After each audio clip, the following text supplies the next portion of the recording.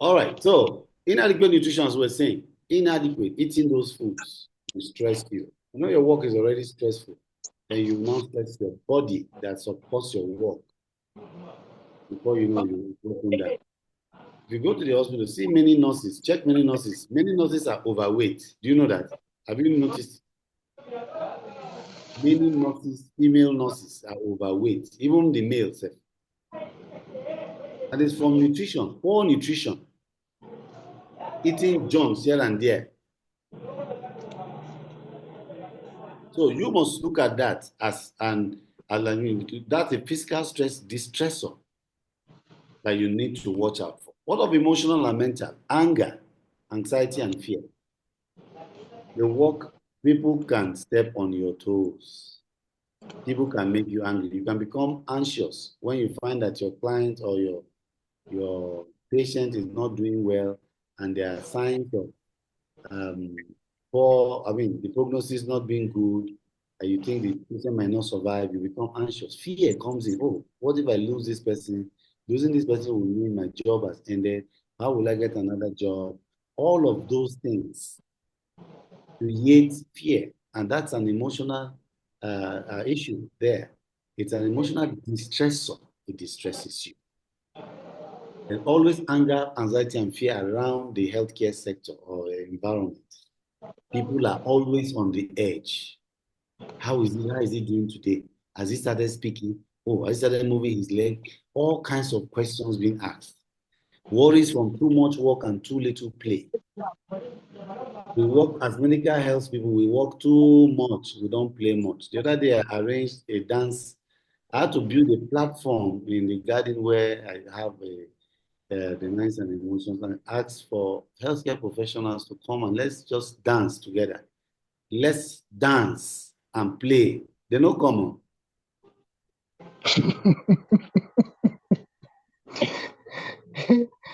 They didn't come. That's like haram for them. Play. Onoja is saying we should come and play. Dance. Yeah? With all this work I have, I should come and be playing. You know, the way adults see play, they see play as what do you call it? Childish, As childish. childish. Not knowing that that's what will keep you alive. You need to be alive for the patients to continue to enjoy your services. Service providers must look at themselves and take care of themselves. Very, very important. Marital problems and family issues. This is an emotional and mental distressor. If a woman has problem with her family, she cannot function well. Imagine Two-Face as a nurse. Imagine him as a nurse. He go to choke people,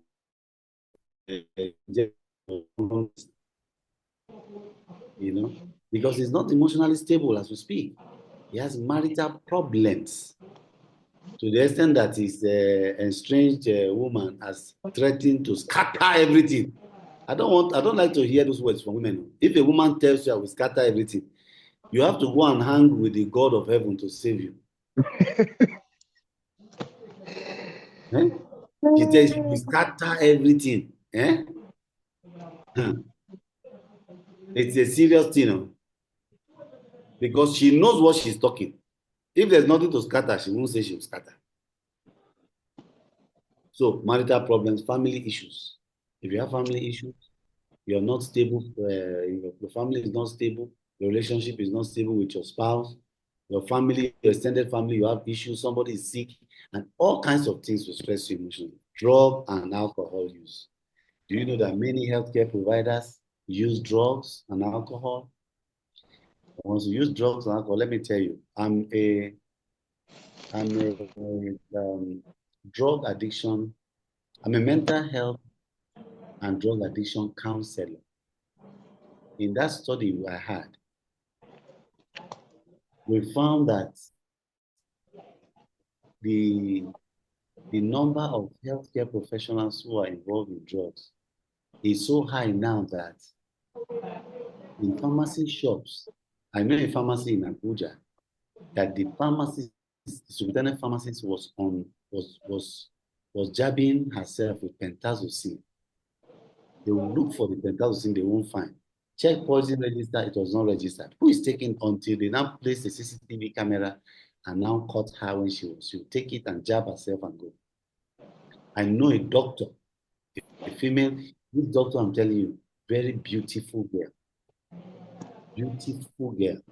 She's not able to keep any job because of drug use or drug abuse. Medical person. When I was coming from Nairobi the other time, I met her, their fiance now.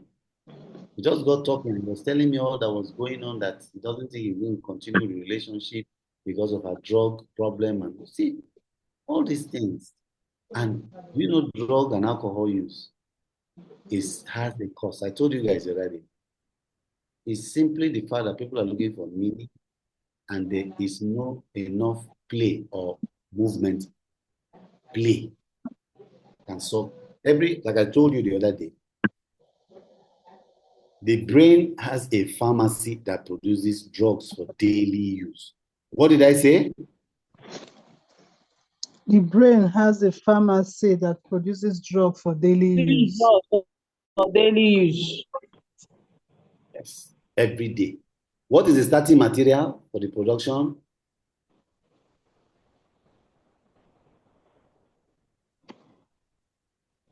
The starting material for the production is movement, play, movement, play. To produce those drugs you need for functionality, for your upbeat, is play. Drug and alcohol use. Alcohol, people say you can take some, just take small. Now it has been found that no quantity of alcohol is safe, especially for your brain. Alcohol dehydrates the hippocampus. The hippocampus is which part of the brain? From our last class, the hippocampus is which part? The consent. Thinking part of your brain. Defines it. The part that defines your emotion. Yes, the emotional part of your brain is the hippocampus. Now, when you drink alcohol, alcohol dehydrates the hippocampus, makes it smaller. You begin to have memory issues. You begin to have learning disability. You begin to have experience problems. Alcohol. You see, some people take it for sexual performance. Now, it will give you an initial increase in sexual performance, but it will destroy your sexual performance at the end of the day. Alcohol. They say, if you take alcohol now, you go, everything go high. Okay. When you finish, when you are down, you now find that you don't need those external or non-endogenous products. There's what we call endogenous and exogenous. Endogenous is produced inside, and exogenous is external, from outside. So because people don't produce enough upbeat drugs or hormones, what happens is they look for the one external. That's why they look for cigarettes to smoke, marijuana, cannabis, all those stimulants that will help them. But play, exercise will resolve all this, emotional. So chemical, excessive use of various substances such as excessive sugar, caffeine, stimulant, alcohol, nicotine, and food additives, drug use and abuse, also under the chemical distress. And healthcare professionals are on this table. They drink a lot of caffeine. Yes, so they say they are drinking tea. Drink tea just to stay awake. You are awake now, but now look at the problem. Nicotine. I know a professor who died from consumption of nicotine, of cigarettes. Professor of orthopedic surgery. He was so good in his surgery, but he will never perform any operation without dragging cigarettes. And when they asked him, he said, he said, the day I die, nobody will be in doubt of what killed me. And he died of lung cancer. You can imagine somebody knowing something will kill him and he went ahead and died from it. Mega people. He's so good in the lab, in the theater. He will perform surgery for hours. The orthopedic surgeons are the stress surgeons. The surgeries are very, very time consuming. Mm-hmm. They stand for so long. One in Makodi, that was 6 months ago. Somebody very close, the wife, were classmates with the wife. What killed him? Stress. He was performing surgery, a very notable surgery he was performing for the hospital on camera. It was on camera, and he collapsed on camera and died in theater. Died in theater. You know? So many people, they love their work too much. They have adrenaline surge. They are addicted to the work. That's another thing about medical work. Their addiction to the work doesn't make them want to rest or see any other thing. Medical health people many times don't have good relationships. If you check them, they know sabi toast woman. Even the one with the toast woman knows sabi keep woman, or the one will be woman self, he knows sabi give time to talk to man. They're always angry, looking for the next patient to. They just feel that anybody is talking to them is a patient. You know that kind of behavior. Mm-hmm. So all those things makes you can now complicate it with taking of all this stuff just to show, give themselves some relief, but it's now complicated. Complicated. Thermal exposure to extreme temperatures for prolonged periods of time. Heat exhaustion. Let me raise that chair. The cushion. Inside there, where the biscuits there inside. Just use it. Who they chop biscuits so? When I chop biscuits, don't tell me. They should mute themselves. Everybody should mute themselves, please. Mute yourself, mute yourself, mute yourself. Okay, so everyone who is exposed to extreme temperatures and for prolonged periods of time will have this thermal distress. Heat exhaustion and heat stroke can come. You're working so hard in the world is cold. Hot. No air conditioner. The patients are complaining. You too, you can go down with heat stroke. Heat stroke can happen, and it becomes a very big problem. All right. So let's move to stages of what?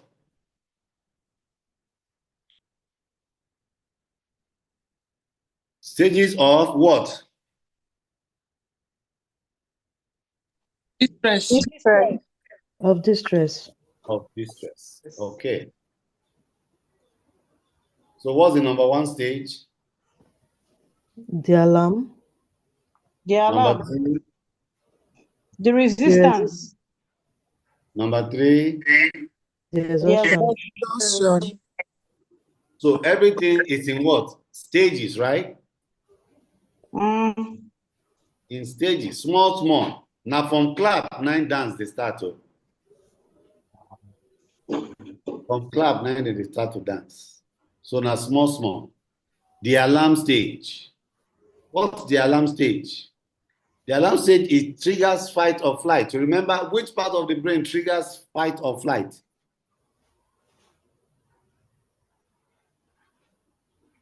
Which part of the brain triggers fight or flight? Amygdala. Amygdala. Ooh, everybody, I want you to clap for yourself. Good. Kai, this class una hot. What? Buy me beans separate. Buy us beans for being hot. Make you buy beans separate and rice separate. Beans and rice. Abi? Now they do. Irish potato. Now one trailer of beans you go bring for us. Share bitter God for us for free. Oh my God. All right. The alarm phase is when there's a trigger fight or flight. You find that you want to fight something is standing in your way, or you want to just run away. It's the alarm phase. Something is going on that is not right. This phase also produces short-term bursts of adrenaline. This is very common amongst healthcare professionals and lawyers. That adrenaline that makes them go to work. You see lawyers who say, I told some lawyers, I say, you guys there must be a new policy on how to function as a lawyer. If not, most of you are going to die from hypertension and diabetes and what do you call this other disease? Arthritis. Lawyers can sit for a whole day, say that they do judgment. Sit down for a whole day, they don't move. Doctors too, you see them walking, they walk, do what do you call them? Do call duty for night. In the morning, they will just freshen up, continue work. No, now. No. That is adrenaline flow. As you do one way, they set line, you do the clock, you write drugs, people they move. Adrenaline, they pump. Say, wow, I'm walking, I'm a good doctor, I'm a good doctor. It's an alarm face. It's telling you that look, something is going on. The next phase is the resistance phase. The resistance phase is when you want to start doing the coping response. Coping response, how to cope. You start taking some stuff, start drinking something. You now have large amount of cortisol produced at this time because you're not resting. Your body is on the edge. The body is always on edge. You know, high cortisol leads to obesity. Many times you find obesity or people that are obese, they'll tell you, nobody say that they even chop plenty. They don't know soon as it is because of the high cortisol. So metabolism is not going on completely. So storage is more than metabolism. There's more storage of food than them being metabolized. And the accumulation of fat in the truncal region. You see people big, their tummy is increasing. You see many doctors, medical health people see tummy is growing. All these are from stress, from distress, high cortisol. And there's decreased sex drive and erectile dysfunction. Many healthcare professionals have decreased sex drive. Erectile dysfunction is common too, because they are the thing that allows the body to function they don't give it full rest. Decreased sex drive, erectile dysfunction amongst medical people, because we are at the resistance phase now. The body is now showing signs that something is going on. Elevated cortisol leads to low levels of progesterone and testosterone. And now when testosterone levels go down, it leads to what you call benign prostatic hyperplasia, when you have enlarged prostate.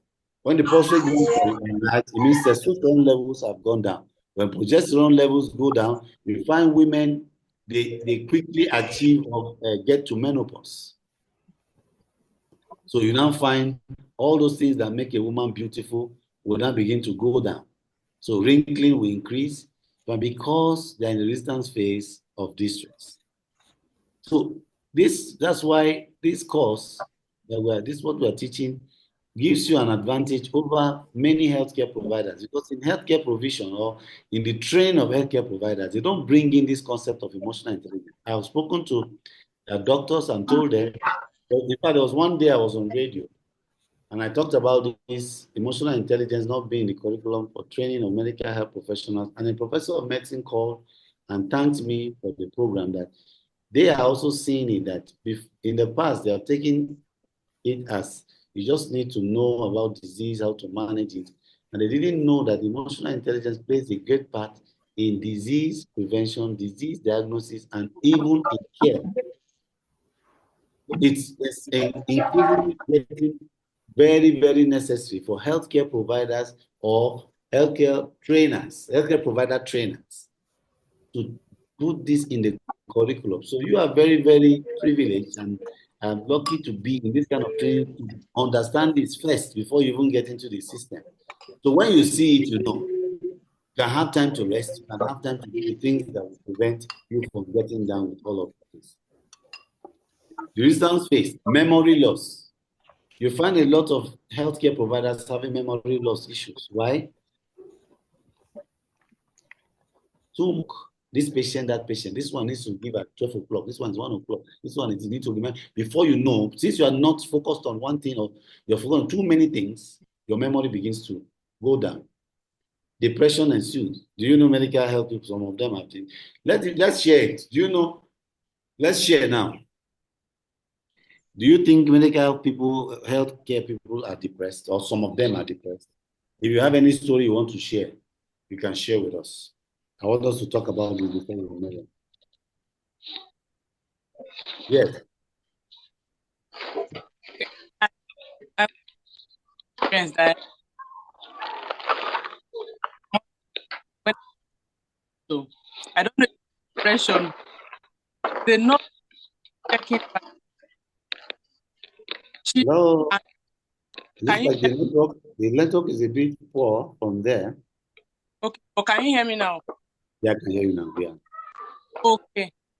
So I was at the hospital on Monday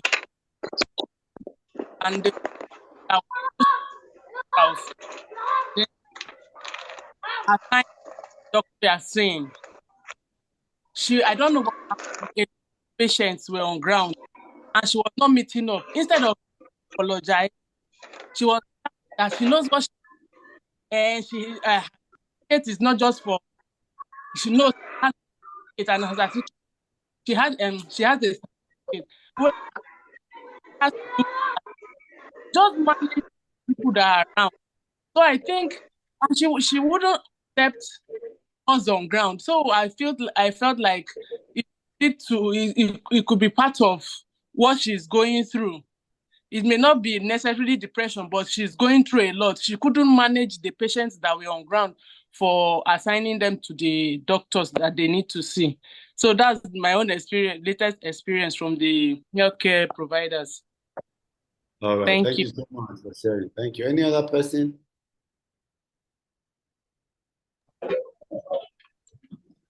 Something happened yesterday at the hospital, at the federal Buhari hospital yesterday. There was a patient in pain, like I would just say in labor. And when the doctor on duty checked her, she said she made a statement that she's 2 centimeters. That means the labor has not actually come, that she can be discharged. And right there, I was standing before the patient. I went there to collect the record. I was standing before the patient. She was into this depression. And I was prompt to ask her, how is she feeling? Then she said her last pregnancy that she has an operation. That was 3 years down the line, 3 years back. And she has an operation. And now again that she's pregnant, that the doctor said she can try labor. I was like, what weeks are you? Then she now said that she's in her 38th week. Then I left her, just encouraged her. I said she should just be praying that the labor should persist. Since the doctor said she should try labor, then that means she saw something. Then I went to go and meet the doctor and excuse me, Dr. Agatha. Then she now said, oh, Bola, what is it? I said, no, I just want to ask about this patient something. She said, no. Don't mind her. She has been here since yesterday. She's just 2 centimeters. There is no any penetration, blah, blah, blah. She was not giving me attention. I like, ma, just 5 minutes. We'll talk it over. And she now said, no. I should just leave the patient. In fact, I should go and discharge the patient right now. Ma, that patient is in pain. No? She's in pain. Maybe you should just check her before you discharge her. So, okay. This patient, that can be frustrating sometimes. And again, my doctor is even giving me a headache. That was when I now know that, yes, something is really bothering Yeah. her. I should now place it to the patient. And before I left the hospital, which is in the night, she gave birth. That's it. Wow. That's good. Thank you very much. Thank you. Any other person? One more person that we can do. Hello, can you hear me? Yeah. I had an experience some years back. I went to visit my doctor friend. He had worked from morning till afternoon, and a pregnant woman came to see him. When the woman entered, he started giving her drug. When he was writing, he wrote one strong antibiotics. I was looking at him and I was looking at the pregnant woman. Then I later I said, Dr. Sonny, she's pregnant. He said, Jesus, you know I forgot. I said, but see the pregnancy now. He said, thank you. And I asked myself, was it stress? That doctor could not even see that she was pregnant. And maybe if I wasn't there, I would have given her that drug and she knew nothing about it. So I found out that they could really lost memory and out of stress too. They don't really know what they are doing sometimes. That was my experience. Okay, thank you so much. You can see, so these are just a few of what we can take. There's a lot of issue going on in the healthcare sector. So this opportunity you have to be learning this now will prevent you from getting into that trap that many of them are getting into. You have to take care of yourself. Bone loss issues. You see, find people, a lot of doctors, nurses, and healthcare providers with arthritis and osteoporosis, fragile bones, having because of the way they work. That's the resistance phase. So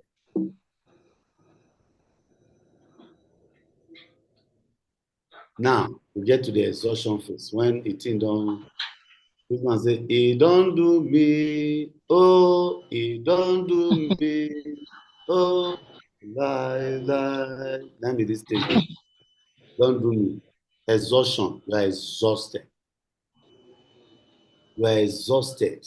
The body begins to do what? To break down. That's where we begin to see it. It's beginning to be obvious to everybody. There's adrenal exhaustion. The adrenaline don't pour too much of cortisol. Is exhausted. So metabolism is impeded. Diabetes will ensue. Hypertension will. Can medical health people be sick? Yes, very well. Are there many of them who are sick?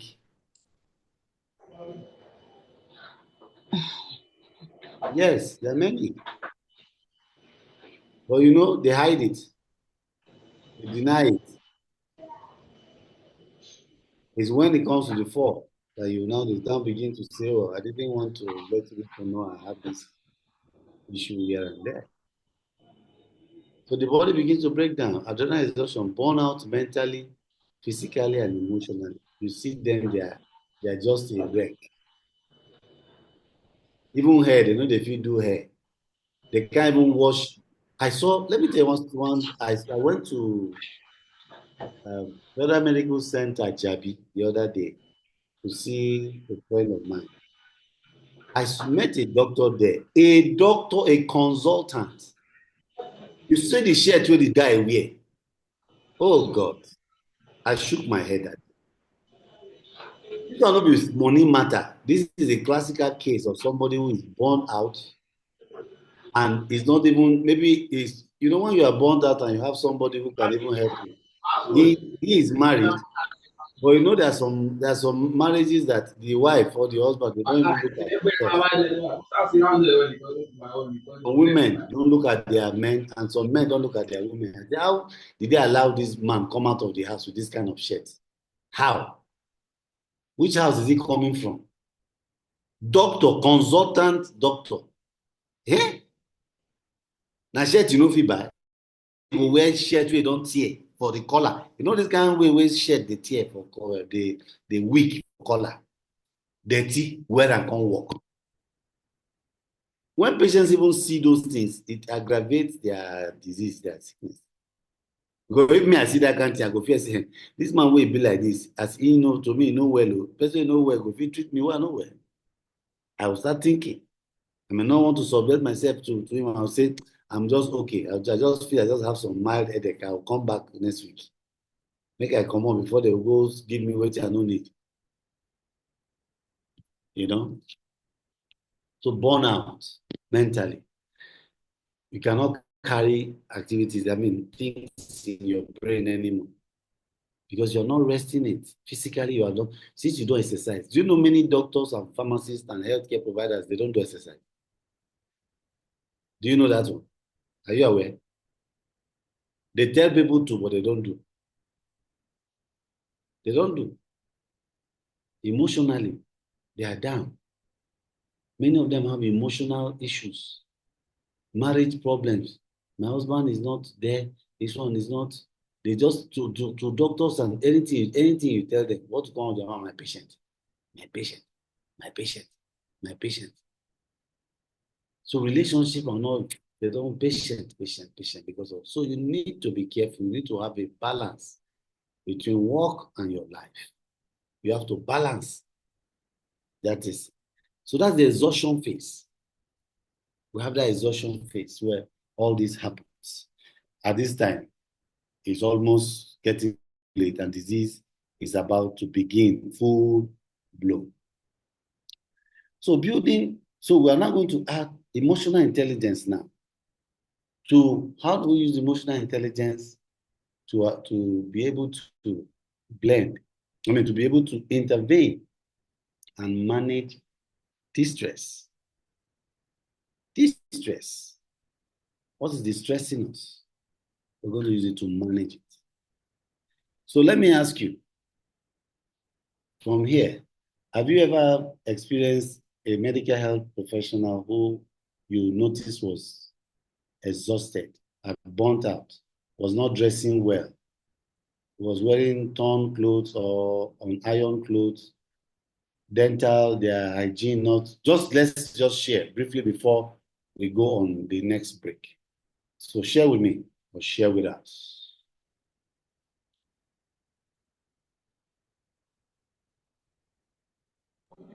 Please, sir, what's the question again? Now, I wanted to share with us if you have had any encounter or an experience with with a healthcare provider who has displayed burnout that mentally by displaying dental, not taking care of his dental hygiene, his dressing clothes, wearing tattered, torn clothes, rumpled clothes, just generally unkempt shoes. You can see some doctors, if you see their shoe that they wear, they know they polish it.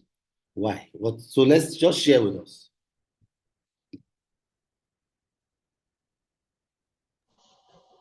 Yes, especially doctors. I have seen doctors that are really very unkempt.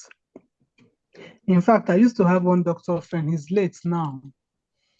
Most times when I see him, I look at him and I say, Kai, see dirty shirts.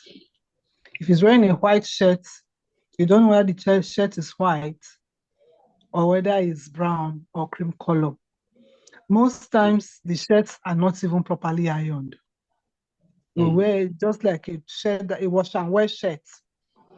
There's the way it normally looks, even though it's wash and wear, but if you apply a little iron to look neater, it's always like that. And then sometimes his teeth is not brushed. Big teeth, and you just know that it's creamy. Some teeth are cream, but when they are brushed, you know that it's clean.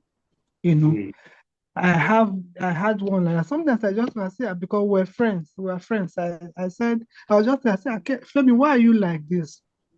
But later, I knew that he had issues with his marriage.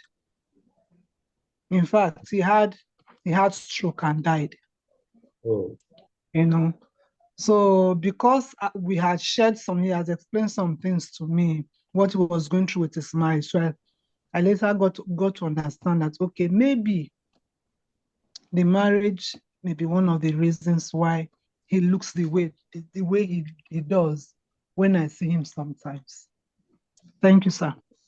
Thank you very much for sharing. Thank you. Yes, any other person? Hi, good morning, everyone. Good morning. Okay, my own intake on that is because most times, let's just leave the nurses aside. Let's talk about the doctors because their lab coat that they use. Most time they leave those things in the hospital. So when they come to work, they will use it. They will dump it there. They're not washing it. They're not cleaning it. So it's like that. And there was a time a doctor have a call in National Hospital here. So I went there with him. So we were there for something. I saw where they were bringing the lab coat for us to wear it to the lab. That I was so shocked. And I told them that I'm not going to put it on my body. So if they cannot give me any disposable any material, I'm not going to use that one.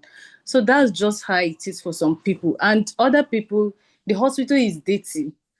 I've gone to my mom's hospital where she's working, and it's a federal hospital. And the hospital is dirty. Like, even you as a patient that is sick, looking at the environment alone, you will say, no, I don't want them to attend to me. So that's just how I look at it. I feel if the environment is neat, then too they will take care of themselves. But some people are born to be like that. No matter what you do, they can't change. That's just it. Oh, thank you so much. So we're going to take another break now and come back in. Right? Okay, sir. We'll take a break and come back in a Okay, minute. sir. Yeah. So I think that when we come back in, we will do the last 40 minutes. Is that correct? Yes, we'll do that. Yes, sir. Okay, that's fine. So I will save what is recorded. I will just end it so that I can save, and then we can come back in immediately. Okay.